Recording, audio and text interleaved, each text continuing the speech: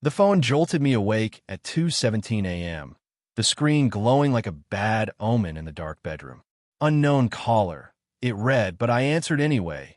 Something about late-night rings always screams emergency. Mr. Harlan? This is Dr. Ramirez from Mercy General. Your wife, Elena, was brought in after a car accident. She's stable, but we need you here. My heart slammed against my ribs as I stammered questions, but the doctor's voice cut through. She wasn't alone, sir. There was a man with her. They're both in recovery. The line went dead, leaving me frozen, the words echoing like a gunshot. Elena? In a car with another man? At this hour? I threw on clothes in a haze, my mind racing faster than my truck down the rain-slicked highway. We'd been married 12 years. High school sweethearts who'd built a life in our quiet suburb, with a mortgage, a golden retriever named Max, and dreams of kids someday. Lately, though, things fell off. Elena's late nights at the office, her phone glued to her hand, the way she'd flinch when I'd hug her unexpectedly. I'd chalked it up to stress from her marketing job, the promotion she'd been chasing. Denial is a warm blanket until it's ripped away. As I gripped the wheel, suspicions I'd buried bubbled up. That unfamiliar cologne on her blouse last week, the client dinner text she'd delete before bed. The hospital lobby smelled of bleach and despair, fluorescent lights buzzing like angry bees. A nurse led me to Elena's room, where she lay pale against the pillows and Ford dripping into her arm. Bruises bloomed on her forehead, but her eyes fluttered open when I whispered her name. David? Oh God, I'm so sorry. Her voice cracked, tears spilling. I squeezed her hand, relief flooding me, until I saw the curtain drawn around the next bed. Who's over there? I asked, my throat tight. She hesitated just a beat too long. A friend. From work. We were grabbing a late bite after a meeting. Dr. Ramirez pulled me aside in the hallway, his scrubs rumpled from the night shift. Your wife has a mild concussion and some cuts. The man, Mr. Thompson, has a broken arm, but he'll be fine. They were found in a motel parking lot off Route 9. The car hit a guardrail. Looks like the driver lost control in the rain. Motel? My stomach twisted. Elena hated motels. She called them roach palaces. Why there? Were they together? I forced out, hating how small my voice sounded. The doctor shifted uncomfortably. That's not for me to say, sir. But the police report mentioned they checked in around midnight. Back in the room, Elena avoided my eyes, fiddling with the hospital blanket. It wasn't what you think, she murmured as I sat beside her. Jake, Mr. Thompson, is just a colleague. We were working on a pitch, lost track of time. Decided to grab a room to finish up without driving tired. Her words sounded rehearsed, like lines from one of those bad Lifetime movies we'd mocked together. I wanted to believe her, God, I did. But the image gnawed at me. My wife, in a dingy motel with another man, their car crumpled like our vows.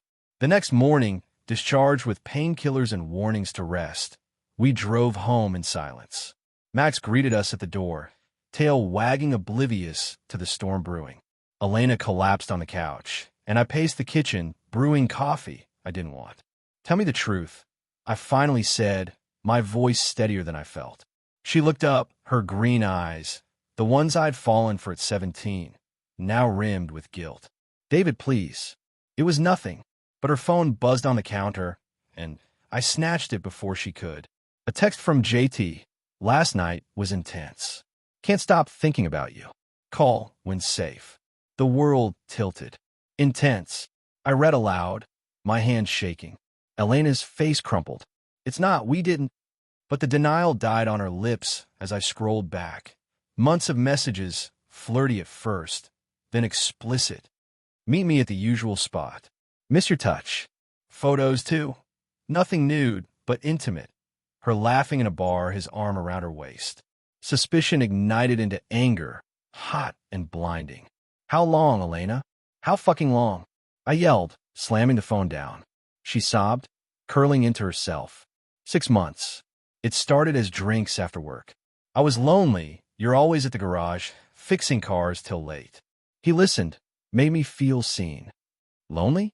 The word hit like a punch. I've been working overtime to save for that dream house she wanted, the one with a yard for kids. But yeah, I'd missed date nights, forgotten anniversaries in the grind. Still, betrayal? You could have talked to me, I whispered, sinking into a chair as denial crumbled into heartbreak. Tears burned my eyes, not just for the loss, but for the fool I'd been. Trust, that fragile bridge we'd built, collapsed under the weight of her secrets. We talked, or argued, through the afternoon, voices raw. She admitted the motel was their escape, a cheap thrill away from our routine life. Jake was married too, with kids. It was just physical, she said, as if that made it better.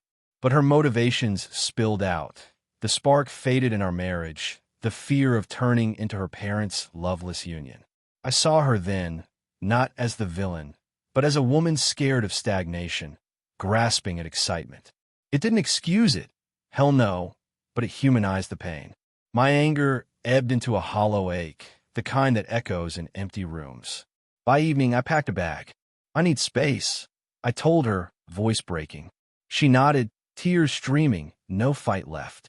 As I drove away, the sunset bleeding red across the sky, I replayed our life. The wedding vows under oak trees, lazy Sundays in bed, the way she'd smile at my bad jokes. Now tainted all of it. But in the rear view, I caught my reflection, older, wiser, shattered but not broken. Weeks later, divorce papers sat unsigned on my motel table. Ironic that. Elena called, begging for forgiveness, promising therapy. I almost caved. Love doesn't vanish overnight. But trust? That's a scar that never fully heals. I signed them, heart heavy, knowing closure meant letting go. Life goes on, they say, but some nights the phone rings in my dreams, pulling me back to that call, the one that unraveled everything. And I wonder, was it betrayal or just two broken people searching for what we'd lost in each other?